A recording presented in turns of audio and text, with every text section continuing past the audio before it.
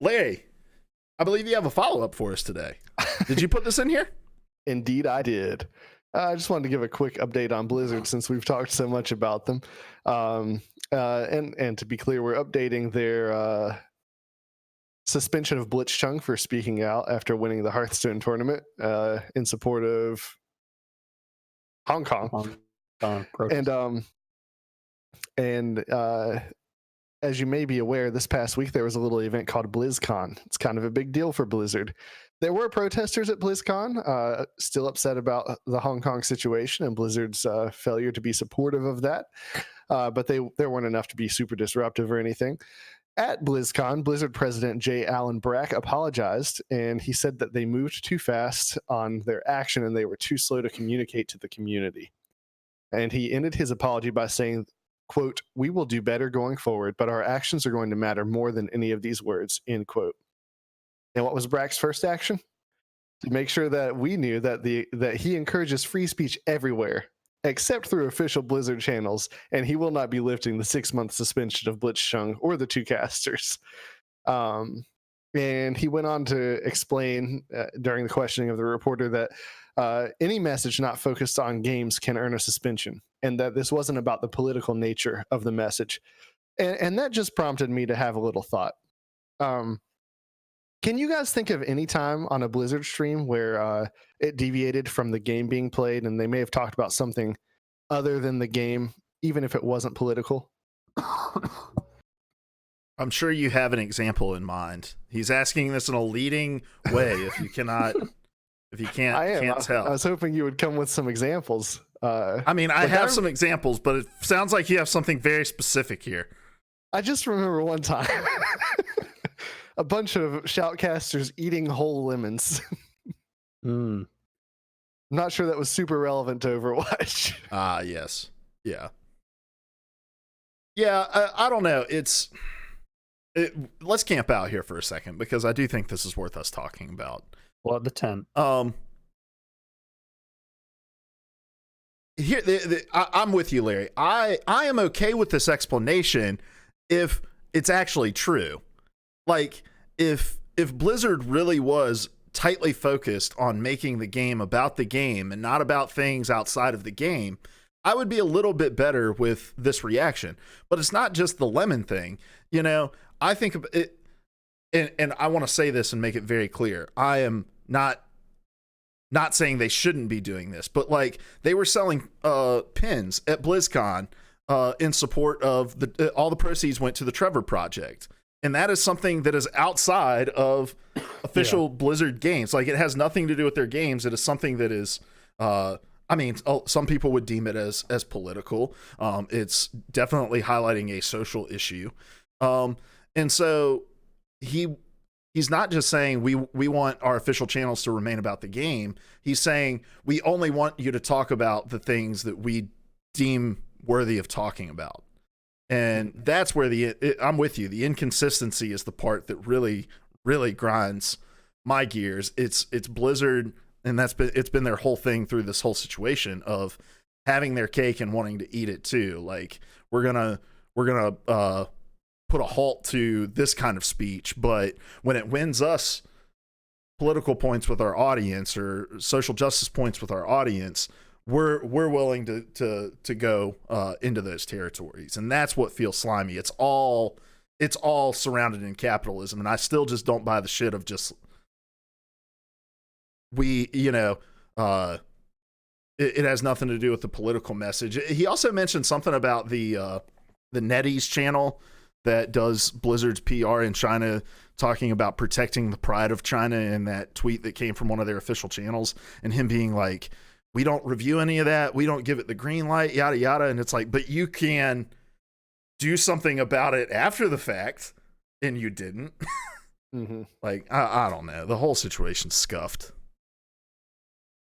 Yeah, I mean, there are just so many inconsistencies between what they say at one moment and what they actually mean, what they say at one moment, what they say at another moment. It all goes back to, you can say whatever you want as long as it doesn't interfere with our business interests and doesn't impact our doesn't impact our shareholders, doesn't impact investors or bottom line. And the irony being that the actions they have chosen to take and have impacted their sponsorships and have impacted their bottom line in significant and meaningful ways.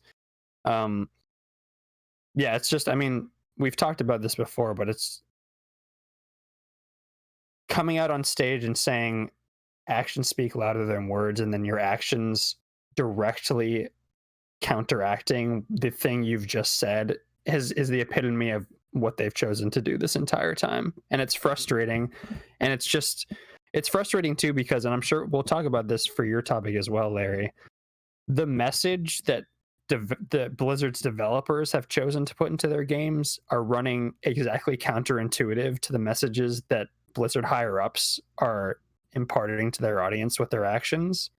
Mm-hmm. And I think that discrepancy is resulting in a lot of toxicity towards developers. And some of it is warranted because developers and publishers make terrible, nasty moves as well. But it's difficult. It's difficult when like Hearthstone developers and Overwatch developers are coming out in opposition to what their company is doing. And the games they're making are directly in opposition to what their company is doing. It creates a lot of divisions within people's mind, and a lot of people aren't able to reconcile those things, which can lead to some uncomfortable situations. Yeah, a lot of consumers aren't going to draw the distinction between corporate level Blizzard and game designer who worked on Overwatch. Exactly. And to be fair, like, I don't know that we should put that on people, because who knows who is taking what position. But we have also seen the internal turmoil over this at Blizzard, as employees of the company have been upset over these developments. You mentioned them losing sponsorships. I forgot in my recap here. Specifically, they lost their Mitsubishi partnership, so that all the Mitsubishi advertisement has been removed from the Hearthstone tournament, and they were pretty prominent from what I gather. I'm not much of a Hearthstone watcher, but from what I read. So yeah, and to kind of go back a little bit, just I would be, still upset, but a lot more okay with it if they would just like call it what it is, just be upfront. We can't afford to take this kind of stance, so we're not going to allow any kind of political thing because that's too risky. Because the messaging is not consistent with what we're seeing, and that's only going to make things worse, I think. Roy Speedrun in the chat says it's all horseshit is what it is. It's literally them asking for forgiveness without changing a damn thing or even admitting they were wrong. I'm not necessarily of the boycott mindset, but I'm not sure I've ever seen a company this huge fumble so hard. And yeah, I think that's the strange thing of like the apology is we moved too fast, but we didn't move fast enough in another regard. Like, yeah. I am going to say I don't want to call it this, and I guess within doing that, I'm calling it that. I don't necessarily want to call them crocodile tears, but I cringed a little every time he got choked up when talking about this. Especially juxtaposed next to his pausing for applause in the middle of his apology as well.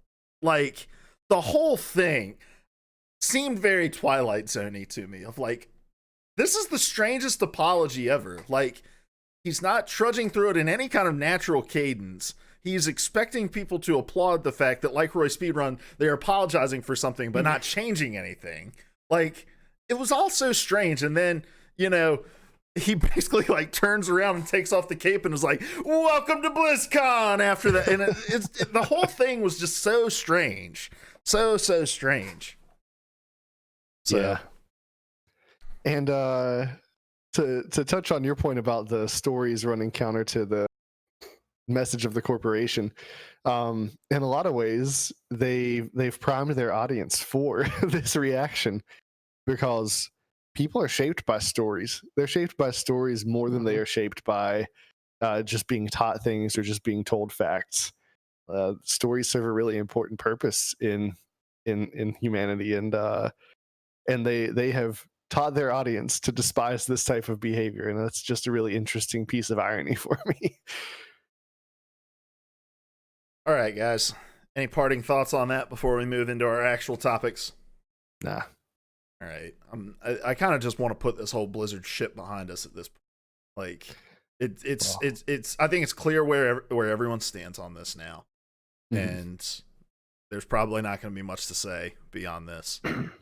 And that was Luke's nice way of saying, Larry, this can't be like Fallout 76. That's why we added the follow-up section, so it doesn't just replace a whole topic.